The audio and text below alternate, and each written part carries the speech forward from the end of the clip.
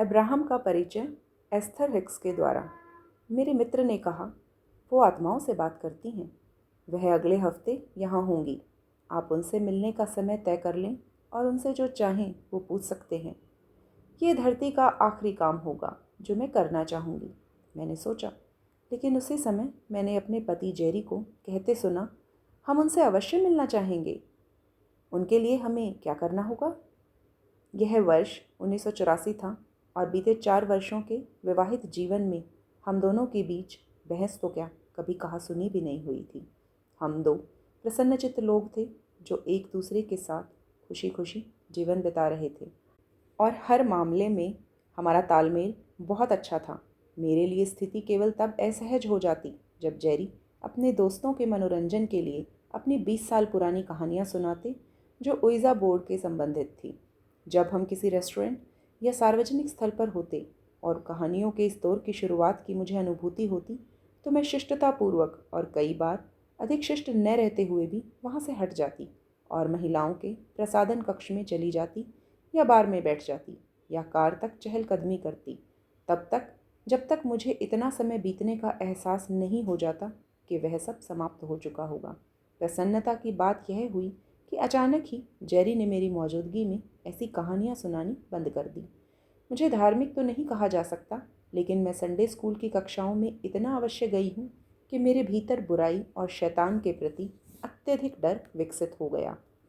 बीती बातों पर विचार करूं तो मैं विश्वास से नहीं कह सकती कि हमारे संडे स्कूल के शिक्षकों ने सचमुच अपनी शिक्षण कक्षाओं का अधिकांश समय हमारे भीतर शैतान का भय उत्पन्न करने में लगाया था या यह सहज ही हमारे मन में घर कर गया। लेकिन मुझे उन वर्षों की सबसे बड़ी चीज़ यही याद आती है। तो जैसा कि मुझे सिखाया गया था, मैं पूरी सावधानी के साथ ऐसी किसी भी चीज़ से बचकर रहती जिसका शैतान के साथ किसी भी तरह का संबंध हो। किशोरावस्था में एक बार जब मैं ड्राइव इन थिएटर में थी और अचानक ही मेरी नज़र कार के पिछले शीशे पर किसी और स्क्रीन पर चल रही फिल्म द एक्सॉर्सिस्ट, वह फिल्म जिसे मैं जानबूझकर देखने से बच रही थी, का दृश्य दिखाई दे गया। उसकी आवाज़ सुनाई न देने के बावजूद मुझ पर उसका ऐसा प्रभाव हुआ कि कई हफ्तों तक मुझे डरावने सपने आते रहे। उनका नाम शीला है, हमारे मित्र ने जेरी को बताया। मैं आपके लिए मिलने का समय तय करके आपको बताता हूँ। जेरी ने अगले कुछ दिन अपने प्रश्न लिखने में बिताए। उसका कहना था, इसमें से कुछ प्रश्न तो तब से उसके मन में हैं जब से वह छोटा बच्चा था। मैंने कोई सूची नहीं बनाई, बल्कि मैं तो वहाँ जाने के विचार से भी त्रस्त थी। जब हम फिनिक्स एरिज़ोना स्थित उस खूबसूरत मकान के ड्राइववे में दाखिल हो रहे थे तो मुझे याद है मैं सोच रही थी मैंने अपने आप को कहाँ फंसा लिया है। हम पैदल चलकर मुख्य दरवाजे पर पहुँचे। वहाँ एक भद्र महिला ने हमारा स्वागत किया था। वह हमें एक अत्यधिक रमणीय कक्ष में ले गई जहाँ हमें अपना मिलने का समय आने तक प्रतीक्षा करनी थी। वह मकान काफ़ी बड़ा था। साज सज्जा सादा लेकिन बेहद खूबसूरत थी और वहाँ बहुत शांति थी। वहाँ मुझे वैसी श्रद्धा महसूस हो रही थी जैसे किसी पूजा घर में होती है। तभी एक बड़ा सा दरवाज़ा खुला और फ्रांसीसी शैली के चमकीले रंग के सूती ब्लाउज और स्कर्ट पहने 2 आकर्षक महिलाएं हमारे कक्ष में दाखिल हुई। स्पष्टतया मध्याह्न भोजन के बाद हम सबसे पहले मिलने वाले थे। दोनों महिलाएं बेहद खुश और आनंदित लग रही थी। मेरा तनाव थोड़ा कम हुआ, शायद यह उतना अजीब ना हो। जल्दी ही हमें उस प्यारे शयन कक्ष में बुलाया गया जिसमें बिस्तर के पायतानी 3 कुर्सियां रखी थी। शीला बिस्तर के किनारे बैठी थी और एक कुर्सी पर उनकी सहायिका बैठी थी, जिसके पास रखी टेबल पर छोटा सा टेप रिकॉर्डर रखा था। मैं और जेरी अन्य 2 कुर्सियों पर बैठ गए। मैंने अपने आप को वहाँ घटने वाली घटना के लिए तैयार कर लिया था। सहायिका ने हमें बताया कि शीला अपनी चेतना को शांत व मुक्त करेंगी, जिसके बाद एक अशरीरी जीव थियो हमें संबोधित करेगा। ऐसा होने पर हम उनसे जो चाहें उस बारे में बात करने के लिए स्वतंत्र होंगे। जहाँ हम बैठे थे वहाँ शीला हमसे मात्र कुछ ही फीट दूरी पर बिस्तर के किनारे पर लेटी थी। वह गहरी सांसें भरने लगी। तभी अचानक एक असाधारण ध्वनि वाली आवाज़ ने कहा, तो शुरू करें, आपको कुछ प्रश्न पूछने हैं। मैंने इस आशा से जेरी की ओर देखा कि वो शुरू करने को तैयार हो, क्योंकि मैं जानती थी वह जो भी कोई भी बोल रहा है, मैं उससे बातचीत के लिए कतई तैयार नहीं हूँ। जेरी आगे की तरफ झुका और अपना पहला प्रश्न पूछने को उत्सुक हुआ। मेरा तनाव उस समय बिल्कुल दूर हो गया जब शीला के मुख से थियो के शब्द धीमे धीमे निकलने लगे।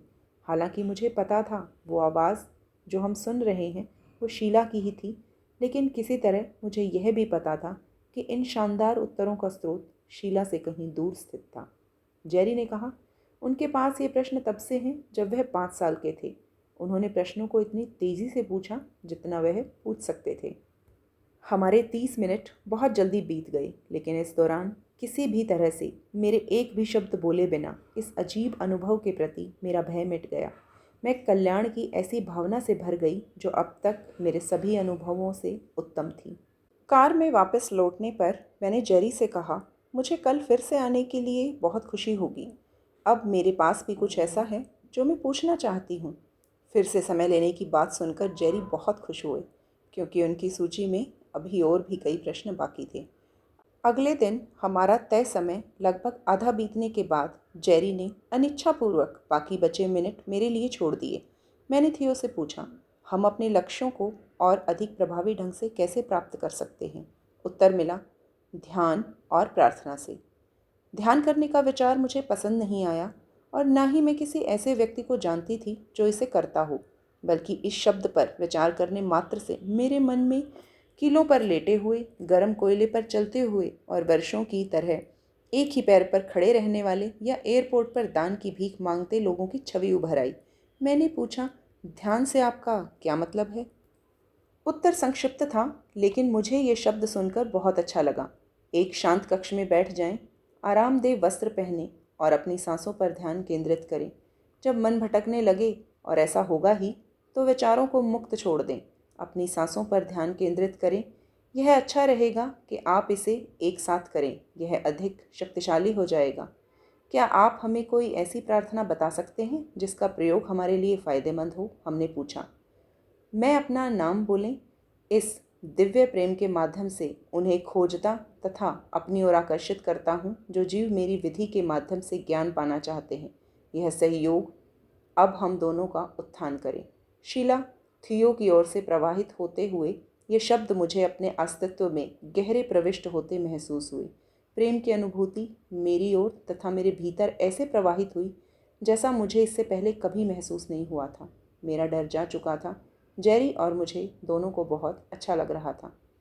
क्या हम अपनी बेटी ट्रेसी को आपसे मिलवाने ला सकते हैं? मैंने पूछा। यदि वह ऐसा चाहती हो तो, लेकिन यह ज़रूरी नहीं, क्योंकि आप दोनों खुद माध्यम हैं। मेरे लिए इस तरह का कोई मतलब नहीं था। मुझे विश्वास नहीं था कि अगर इसमें ज़रा भी सच्चाई है तो मेरी इतनी उम्र, मैं उम्र के 30वें वर्ष में थी, होने पर भी मुझे इस बारे में कुछ पता नहीं होता। तभी टेप रिकॉर्डर का खटका बज गया और हम दोनों थोड़े निराश हो गए कि हमारा यह असाधारण अनुभव समाप्त हो गया है। शीला की सहायिका ने हमसे पूछा, क्या हम कोई अंतिम प्रश्न पूछना चाहते हैं? क्या आप अपने आध्यात्मिक मार्गदर्शक का नाम जानना चाहते हैं? उसने पूछा। मैं यह कभी नहीं पूछती, क्योंकि मैंने आध्यात्मिक मार्गदर्शक शब्द कभी सुना ही नहीं था। इसलिए मैंने कहा, जी हाँ, क्या आप मेरे आध्यात्मिक मार्गदर्शक का नाम बता सकती हैं? थियो ने कहा, हमें बताया गया है, यह आपको सीधे बताया जाएगा। आपको अतीन्द्रिय श्रवण अनुभव होगा और आप स्वयं जान जाएंगे। अतीन्द्रिय श्रवण अनुभव क्या होता है? मैं हैरान थी, लेकिन इससे पहले कि मैं अपना प्रश्न पूछती, थियो ने समापन के लहजे में कहा, ईश्वर के स्नेह का पात्र बने। और शीला ने अपनी आंखें खोली और बैठ गई। थियो के साथ हमारी विलक्षण बातचीत समाप्त हो गई। उस घर से निकलने के बाद मैं और जेरी कार द्वारा फिनिक्स पर्वत के एक किनारे स्थित लुकआउट पॉइंट पर गए। हम कार का सहारा लेकर खड़े थे, थोड़ी दूर हो रहे सूर्यास्त को देख रहे थे। हमें उस दिन अपने भीतर हुए रूपांतरण की कोई जानकारी नहीं थी। हम सिर्फ यह जानते थे कि हमें बहुत अच्छा लग रहा था। घर लौटने के बाद मेरी दो प्रबल आकांक्षाएं थीं। मैं ध्यान करने वाली थी, फिर चाहे इसका कुछ भी मतलब हो, और मैं अपने आध्यात्मिक मार्गदर्शक का नाम जानना चाहती थी। अतः हमने अपने रोब पहने, बैठक के पर्दे डाले और दो बड़ी विंग बैक कुर्सियों पर बैठ गए। अपने बीच एक शेल्फ रख लिया। हमें एक साथ करने को कहा गया था, लेकिन यह बहुत अजीब लग रहा था। शेल्फ रखने से वह किसी कारण से उत्पन्न विचित्रता को ढांपने में मदद मिली। मुझे थियो के निर्देश याद थे, एक शांत कक्ष में बैठ जाएं, आरामदेह वस्त्र पहने, अपनी सांसों पर ध्यान केंद्रित करें। इसीलिए मैंने 15 मिनट का टाइमर लगाया और अपनी आंख बंद करके बोधपूर्वक सांस लेने लगी। मेरे मन में एक सवाल आया, मेरे आध्यात्मिक मार्गदर्शक कौन हैं? और तब मैं अपनी सांसें गिनने लगी, अंदर और बाहर, अंदर और बाहर। इसके बीच मेरा पूरा शरीर सुन्न हो गया था। मैं अपनी नाक और पैर के पंजे में के बीच फर्क नहीं समझ पा रही थी। यह बेहद अजीब था, लेकिन सुखद संवेदना थी और मुझे अच्छा लगा। मैंने ऐसा महसूस किया जैसे मेरा शरीर धीरे धीरे घूम रहा है, जबकि मुझे पता था कि मैं कुर्सी पर बैठी हूँ। तभी टाइमर बजा और हम चौंक गए। मैंने कहा, चलो फिर से करते हैं। एक बार फिर मैंने अपनी आंखें बंद की, अपनी सांसें गिनने लगी और मुझे अपने सिर से पैर के पंजे तक संवेदन शून्यता महसूस होने लगी। एक बार फिर टाइमर बजा, हम चौंक गए। चलो फिर से करते हैं, मैंने कहा। तो हमने टाइमर को एक बार फिर 15 मिनट के लिए सेट कर दिया और एक बार फिर मुझे अपने शरीर का संवेदन शून्यता हावी होती महसूस दिखाई दी। लेकिन इस बार कोई चीज़ या किसी ने मेरे शरीर में सांस लेना आरंभ कर दिया। अपनी अनुकूल अवस्था में ऐसा लग रहा था जैसे मेरे शरीर में कहीं भीतर से उत्साहपूर्ण प्रेम बाहर की ओर गतिशील हो रहा है। कितनी शानदार संवेदना थी। जेरी ने मेरी आनंदपूर्ण नरम आवाज़ों को सुना और बाद में बताया कि उसे ऐसा लगा जैसे मैं हर्षातिरेक में छटपटा रही हूँ। जब टाइमर बजा और मैं ध्यान से बाहर आई तो मेरे दांत इस तरह किटकिटा रहे थे जैसा ऐसे पहले कभी नहीं हुआ। इस अनुभव के लिए गुंजार अधिक बेहतर शब्द है। मैंने अपनी सामान्य जागृत अवस्था में शांत होने के प्रयास के दौरान लगभग 1 घंटे तक मेरे दांतों से यह गुंजार जारी रही। उस समय मुझे महसूस नहीं हुआ कि ये क्या हुआ था, लेकिन आज मैं जानती हूँ कि वह अब्राहम के साथ मेरे पहले संपर्क का अनुभव था। हालांकि मुझे यह नहीं पता कि क्या हुआ था, मुझे बस यह पता है कि जो भी हुआ बहुत अच्छा था और मैं चाहती थी ऐसा फिर से हो। अतः मैंने और जेरी ने रोज़ाना 15 मिनट ध्यान करने का फैसला किया। मुझे नहीं लगता था कि अगले 9 महीने में एक भी दिन हम इससे चूके हों। मुझे हर बार संवेदन शून्यता की अनुभूति या विलगाव का एहसास हुआ, लेकिन हमारे ध्यान करने के दौरान इसके अलावा कुछ असाधारण नहीं घट रहा था। सन 1985 में थैंक्सगिविंग के ठीक पहले ध्यान करते हुए मेरा सर धीरे धीरे एक दूसरे की ओर हिलने लगा। अपने कुछ दिनों तक ध्यान के दौरान मेरा सर इसी तरह धीरे धीरे प्रवाहमान गति से हिलता रहा। यह बहुत प्यारी संवेदना थी जो कुछ हद तक उड़ने जैसी प्रतीत हो रही थी। और तब इस नई गतिविधि के लगभग तीसरे दिन ध्यान के दौरान मुझे एहसास हुआ मेरा सर बेतरतीब ढंग से नहीं हिल रहा था, बल्कि ऐसा लग रहा था कि मेरी नाक हवा में कुछ अक्षर लिख रही हो। ऐसा लग रहा था जैसे यह MNOP है। जेरी, मैं चीखी, मैं अपनी नाक से अक्षर लिख रही हूँ। और इस शब्दों के साथ वहाँ अत्यंत आह्लादपूर्वक भावना पुनः लौट आई। जैसे ही मैंने अपने शरीर में इस अभौतिक ऊर्जा की तरंग उठी, मेरे सिर से पैर तक के रोंगटे खड़े हो गए। जेरी ने फौरन अपनी नोटबुक निकाली और इन अक्षरों को लिखना शुरू कर दिया, जिन्हें मेरी नाक हवा में लिख रही थी। मैं अब्राहम हूँ, मैं तुम्हारा आध्यात्मिक मार्गदर्शक हूँ। तब से अब्राहम हमें बता रहे हैं कि उनके साथ वहाँ उनके जैसे और भी बहुत से हैं।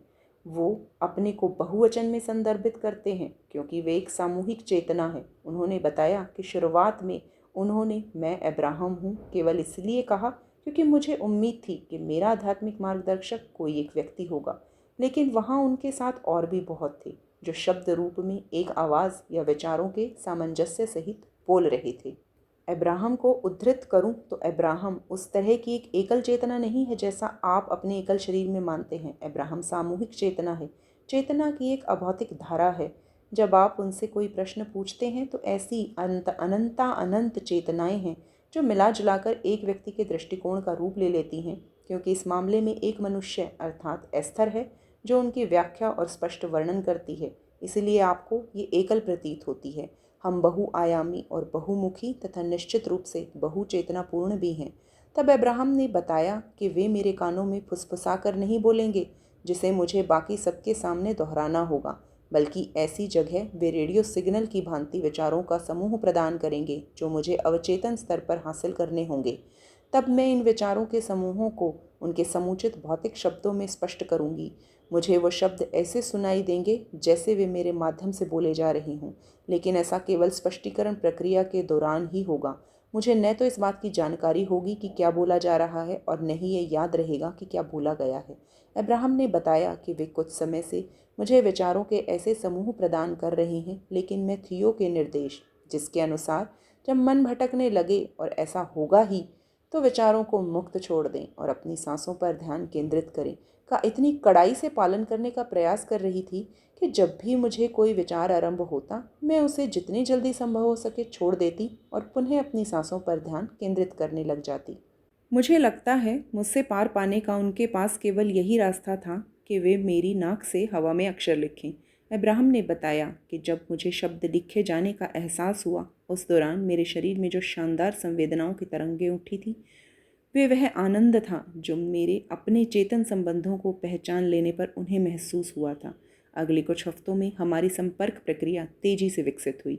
मेरी नाक से हवा में अक्षर लिखने की प्रक्रिया काफ़ी धीमी थी, लेकिन जेरी जानकारी के स्पष्ट और व्यवहार्य स्रोत को लेकर इतने उत्साहित थे कि वह अब्राहम से प्रश्न पूछने के लिए मुझे आधी रात को जगा दिया करते थे। लेकिन तभी एक रात मुझे अपनी बाहों, हाथों और उंगलियों में बेहद तीव्र संवेदना के गतिमान होने का एहसास हुआ और मेरे हाथ जेरी की छाती को थपथपाने लगे, क्योंकि उस समय हम दोनों बिस्तर पर साथ बैठकर टीवी देख रहे थे। मेरे हाथ की थपथपाहट जारी रहने के बाद मुझे अपने IBM सिलेक्ट्रिव टाइपराइटर पर जाने के प्रबल आवेग की अनुभूति हुई। मैंने उसके कीबोर्ड के बटनों पर अपनी उंगलियां रख दी। तभी मेरा हाथ उस पर तेजी से ऊपर नीचे होने लगा, जैसे कोई शीघ्रातिशीघ्र ये जानना चाहता है कि टाइपराइटर क्या चीज़ है और इसमें किस अक्षर की कुंजी कहाँ पर है। तब मेरे दोनों हाथों ने टाइप करना आरंभ किया, प्रत्येक अक्षर, प्रत्येक संख्या बार बार और लगातार, और कागज़ पर शब्दों ने आकार लेना शुरू कर दिया। प्रत्येक अक्षर, प्रत्येक संख्या, बार बार, लगातार। मैं अब्राहम हूँ, मैं तुम्हारा आध्यात्मिक मार्गदर्शक हूँ। मैं यहाँ तुम्हारे साथ मिलकर काम करने आया हूँ। मैं तुमसे प्रेम करता हूँ। हम साथ मिलकर एक पुस्तक की रचना करेंगे। हमने पाया कि मुझे सिर्फ अपने हाथ को कीबोर्ड पर रखकर आराम से बैठना है। यह बाकी सब कुछ वैसा ही था जैसे मैंने ध्यान के दौरान किया था। तब अब्राहम उन सभी प्रश्नों का उत्तर देंगे जो जेरी उनसे पूछेंगे। ये बहुत अद्भुत अनुभव था। वे बहुत बुद्धिमान, बेहद प्रेम करने वाले और हर समय उपलब्ध रहते। किसी भी समय, चाहे दिन हो या रात, वे हमारे साथ हर उस चीज़ पर बात करते जिसके लिए हम तैयार थे। तब एक दोपहर फिनिक्स फ्रीवे में कार चलाते समय मुझे अपने मुंह, ठोड़ी और गर्दन में संवेदना का अनुभव हुआ, जो बिल्कुल वैसा एहसास था जो जमाही लेने से पहले होता है। यह इतना प्रबल आवेग था, जितना प्रबल कि मैं उसे दबा न सकी। हमारी कार दो बड़े ट्रकों के बीच में थी। ऐसा लग रहा था वो दोनों एक साथ लाइन पार करके हमारी लेन में आने वाले हैं। एक क्षण को मुझे लगा कि वे दोनों ठीक हमारे ऊपर से निकल जाएंगे। उसी क्षण अब्राहम ने मेरे मुख से जो पहला शब्द बोला वह था, अगले निकास से बाहर निकल जाओ। हम फ्रीवे से निकले और ओवरपास के नीचे स्थित पार्किंग लॉट में रुक गए और जेरी और अब्राहम के देर तक बातचीत होती रही। मेरी आंखें मजबूती से बंद थीं और जब अब्राहम जेरी के सवाल प्रवाह का उत्तर दे रहे थे, मेरा सर लयबद्ध तरीके से ऊपर नीचे जा रहा था। यह अद्भुत चीज़ मेरे साथ ही क्यों हुई? कई बार तो मैं इस बारे में सोचती हूँ तो मुझे बहुत मुश्किल से विश्वास आता है। ये सच है। यह सब कुछ ऐसा प्रतीत होता है जैसे परी कथाओं में लिखा होता है। बिल्कुल ऐसा जैसे अपनी इच्छा पूरी होने के लिए आपको जादुई चिराग रगड़ना हो। बाकी समय यह संसार का सबसे स्वाभाविक तार्किक अनुभव प्रतीत होता है। कई बार मुझे याद भी नहीं आता कि अब्राहम के हमारे जीवन में आने से पहले जीवन कैसा था। मैं आमतौर पर कुछ एक मसलों को छोड़ दूं तो ऐसी रही हूं जिसे आप खुशमिजाज कह सकते हैं। मेरा बचपन बहुत शानदार बीता, कोई बड़े जख्म नहीं, और मैं अपनी दो बहनों के साथ बेहद अच्छे और प्यार करने वाले माता पिता के साथ रहती थी। जैसा मैंने पहले भी बताया है, जेरी और मेरा 4 साल पहले हुआ वैवाहिक जीवन काफ़ी आनंदपूर्ण बीता है और मैं पूर्ण रूप से संतुष्ट थी, खुश थी। मैं अपने को अनुत्तरित प्रश्नों से भरा नहीं कह सकती हूँ और ना ही किसी भी चीज़ के बारे में कोई ठोस राय बना रखी थी। वहीं दूसरी ओर जेरी भावपूर्ण प्रश्नों से भरे बैठे थे। वे खूब पढ़ते थे, हर समय उन साधनों और तकनीकों की तलाश में रहते जिससे वे दूसरों के जीवन को अधिक आनंदपूर्ण बनाने में मदद कर सकें। आज तक मैंने ऐसा कोई और व्यक्ति नहीं देखा जो दूसरों के जीवन को सफल बनाने में मदद करने में इतनी अधिक इच्छा रखता हो। अब्राहम ने बताया, इस काम को साथ करने के लिए मेरा और जेरी का मेल इसीलिए आदर्श है क्योंकि जेरी की प्रबल इच्छा ने अब्राहम का आह्वान किया, जबकि मेरी राय न होने वाली या चिंता न करने वाली और जानकारी को हासिल करने वाले बेहतरीन रिसीवर बना दिया, जिसे जेरी ने आह्वानित किया था। जेरी अब्राहम के साथ अपनी पहली बातचीत के बाद से ही इसे लेकर काफ़ी उत्साहित थे। क्योंकि वे उनकी बुद्धिमत्ता और स्पष्टता की गहराई को समझ गए थे और बीते वर्षों में अब्राहम के संदेशों के प्रति उनका उत्साह ज़रा भी कम नहीं हुआ है। कमरे में अब्राहम जो भी कहते हैं उससे और कोई इतना आनंदित नहीं हो सकता जितना जेरी होते हैं। अब्राहम के साथ अपनी शुरुआती बातचीत में हमें वस्तुतः एहसास ही नहीं हुआ कि ये क्या हो रहा है। न हमारे पास इसे जानने का कोई तरीका था कि जेरी किसके साथ बातें कर रही हैं, लेकिन इसके बावजूद वे बहुत रोमांचक और अद्भुत था, आश्चर्यजनक था। ये इतना अजीब लगता था कि मुझे विश्वास था कि मेरे जानने वाले अधिकांश लोग इसे समझ ही नहीं पाएंगे। शायद वे इसे समझना भी नहीं चाहेंगे। इसके परिणाम स्वरूप मैंने जेरी से वादा लिया कि हम अपने इस अद्भुत रहस्य के बारे में किसी को नहीं। ख्याल से ये साफ है कि जेरी ने अपना वादा नहीं निभाया, लेकिन मुझे बुरा नहीं लगा। अब्राहम के साथ चर्चा के लिए एकत्र लोगों की भीड़ कमरे के अलावा ऐसा कुछ और नहीं है जो हम दोनों में से कोई भी जानना चाहता हो या करना चाहता हो। हम अपनी पुस्तकें, वीडियो, ऑडियो श्रृंखला, कार्यशालाओं या वेबसाइट के माध्यम से अब्राहम से मिलने वाले लोगों से अक्सर सुनते हैं, आपका धन्यवाद कि आपने मुझे वह सब याद दिलाया जो मैं पहले से जानता था, और इससे मुझे सत्य के उन टुकड़ों को जोड़ने में मदद मिली जो अब तक मुझे प्राप्त हुए थे। इससे मुझे हर चीज़ के मायने समझने में मदद मिली। अब्राहम भविष्यवक्ताओं की तरह हमारा भविष्य बताने में रुचि नहीं रखती। हालांकि मेरा मानना है कि उन्हें हमेशा पता होता है कि हमारे भविष्य में क्या लिखा है, बल्कि वह ऐसी शिक्षक हैं जो हमें जहाँ पर भी है, जहाँ जहाँ से वे होना चाहते हैं, का मार्गदर्शन प्रदान करते हैं। उन्होंने हमसे कहा है, यह निर्णय लेना उनका काम नहीं है कि हम किस चीज़ की इच्छा रखें, लेकिन यह उनका काम है कि हम जिस भी चीज़ की इच्छा रखें उसे पाने में वे हमारी सहायता करें। अब्राहम के शब्दों में, अब्राहम का काम किसी को किसी भी चीज़ से दूर ले जाना या उसे प्राप्त करने का मार्गदर्शन करना नहीं है। हम चाहते हैं कि आप अपने निर्णय अपनी इच्छा अनुसार लें। आपके लिए हमारी केवल एक ही इच्छा है कि आप अपनी इच्छा को पूरी करने का रास्ता खोज सकें। अब्राहम के बारे में मेरी अब तक की सुनी सबसे अच्छी बात एक किशोर लड़के ने कही थी। उसने सिर्फ एक रिकॉर्डिंग सुनी थी जिसमें अब्राहम कुछ किशोरों द्वारा पूछे गए प्रश्नों के उत्तर दे रहे थे। लड़के ने कहा, पहले तो मुझे विश्वास नहीं हुआ कि एस्थर सचमुच अब्राहम की ओर से बोल रही हैं, लेकिन जब मैंने टेप सुना और उसमें अब्राहम द्वारा इन प्रश्नों के उत्तर सुने, तब से मैं जान पाया हूँ कि अब्राहम सचमुच हैं, क्योंकि उनसे कोई आलोचना नहीं थी। मुझे विश्वास ही नहीं हुआ कि कोई व्यक्ति इतना समझदार, इतना निष्पक्ष और गैर धारणापूर्ण भी हो सकता है। मेरे लिए अब्राहम के साथ ये यात्रा इतनी आश्चर्यजनक रही कि इसकी व्याख्या के लिए मेरे पास शब्द नहीं हैं। मुझे कल्याण की ये भावना बहुत पसंद आई। मैंने उनसे जो भी कुछ सीखा, जो भी हासिल किया, मुझे ये बहुत अच्छा लगा। किस तरह उनके शांत मार्गदर्शन ने मुझे हमेशा आत्म सशक्तिकरण की अनुभूति दी है। मुझे अपने बारे में बहुत से प्यारे मित्रों को अब्राहम से उन्हें मिली सीख का उपयोग कर जीवन को सुधार करते हुए देखना बहुत अच्छा लग रहा है। मुझे अपने सिर में इन विद्वान और प्यारे जीवों का किसी और के सवाल का जवाब देने के लिए प्रकट होना अच्छा लगता है। वे हमारे कुछ भी समझने में सहायता करने के लिए हर समय तैयार और इच्छुक रहते हैं। बल्कि कुछ साल पहले शीला और थियो से मिलने के बाद जेरी ने शब्दकोश में थियो शब्द का अर्थ खोजा। उसके उत्साहपूर्वक होकर बताया, थियो का अर्थ है ईश्वर। कितना सटीक! आज उस अद्भुत दिन को याद कर मेरे चेहरे पर मुस्कुराहट आ जाती है, जो हमारे लिए अनोखा मोड़ साबित हुआ। मैं उस समय शैतान से बातचीत को लेकर परेशान थी, जबकि वस्तुतः मेरी ईश्वर के साथ बातचीत आरंभ होने वाली थी। अब्राहम के साथ काम करने के शुरुआती दिनों में हमारे श्रोता चाहते थे कि हम अब्राहम के साथ अपने रिश्ते के बारे में बताएं। आप कैसे मिले? आपने यह रिश्ता कैसे बना?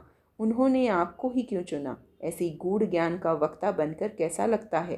तो मैं और जेरी अपने प्रत्येक बातचीत सत्र या रेडियो या टेलीविज़न साक्षात्कार के दौरान शुरुआत के कुछ मिनटों में इन प्रश्नों को संतुष्ट करने का भरसक प्रयास करते। लेकिन मैं अपने प्रदर्शन के इस भाग को लेकर सबसे अधिक धैर्यहीन रहती। मैं बस शांत होना चाहती थी, जिससे अब्राहम का चेतना प्रवाह आरंभ हो और वह शुरू हो सके जो जेरी और मेरे अनुसार हमारे वहाँ खड़े होने का वास्तविक कारण था। आखिरकार हमने निःशुल्क इंट्रोडक्शन टू अब्राहम रिकॉर्डिंग तैयार की, जिसे लोग फुर्सत होने पर सुन सकते हैं। इसमें बताया गया है कि हमारा अब्राहम अनुभव किस तरह से शुरू और विकसित हुआ। अब हमने इस हम कौन हैं और अब्राहम से मिलने के पूर्ण क्या किया करते थे कि चर्चा से संबंधित 74 मिनट की प्रस्तावना को निःशुल्क डाउनलोड हेतु अपनी इंटरैक्टिव परस्पर संवादात्मक वेबसाइट www.abraham.hicks.com पर पोस्ट कर दिया है। हम दोनों ने अब्राहम के संदेशों को ऐसा प्रारूप देने में जिसे सभी लोग सुनकर व प्रयोग कर सकें की प्रक्रिया में अपनी भूमिका का भरपूर आनंद लिया, लेकिन हमारे लिए हमेशा से ही मुख्य प्रसंग का अब्राहम का संदेश रहा है। आज सुबह अब्राहम ने मुझसे कहा, एस्थर, हम उन प्रश्नों से परिचित हैं जो आपके ग्रह में विषाद चेतना में प्रसारित हो रहे हैं। यहाँ हम आपके माध्यम से प्रसन्नतापूर्वक इसके उत्तर देना चाहते हैं। शांत हो और इस पुस्तक के सुखद खुलासों का आनंद लें। तो मैं यहाँ विश्राम लेती हूँ और अब्राहम को तुरंत आपके लिए इस पुस्तक की रचना आरंभ करने की अनुमति देती हूँ। मैं कल्पना करती हूँ कि आपकी अपने दृष्टिकोण से बताएंगे कि वे कौन हैं, लेकिन इससे महत्वपूर्ण मेरा यह मानना है कि आपको यह समझने में मदद मिले कि आप कौन हैं। मेरी इच्छा है कि अब्राहम के साथ आपकी यह मुलाकात उतनी ही सार्थक रहे जितनी वो हमारे साथ रही है। प्रेम के साथ, एस्थर।